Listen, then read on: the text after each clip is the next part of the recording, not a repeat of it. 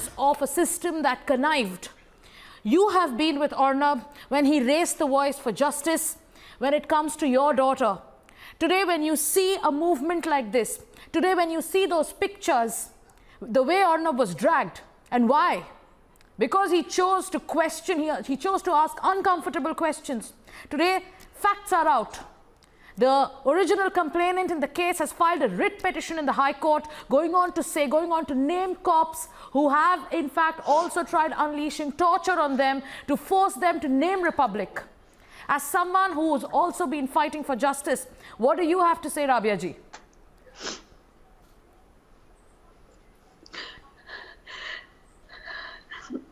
I'm sorry. Ever since I heard this, I've had sleepless nights. One man who was raising his voice against injustice is put behind bars. I am so overwhelmed, and I'm just praying constantly. I have to say that it's a height of injustice, tyranny, dictatorship, cruelty towards our common people who are fighting for justice and who are fighting for the vulnerable, who are fighting. I am so overwhelmed that I have no words, but I invoke everyone that just tweeting and just social media is not enough. I wish I was in India, that I would have been on the street with slogans and roaring and shouting and screaming and asking them to release Arnab right now. And I have to say that where was NCP governor when I am crying for last 8 years for my daughter who has been murdered? Where is the Maha government? Every time CBI proposes to further investigation, they put pressure, they sabotage, they destroy evidences, they hide them, and they want to shut the case. It is me who is going every time to High Court, Supreme Court, from pillar to post and fighting for 8 years. This time when I could tell the people through Arnab that this is what my situation is, this is how my case is being closed and shut, that time nobody is raising voice. And today that Nayak family whose mother was murdered and he was found committed suicide, I mean it looks very like a hypothesis story to me.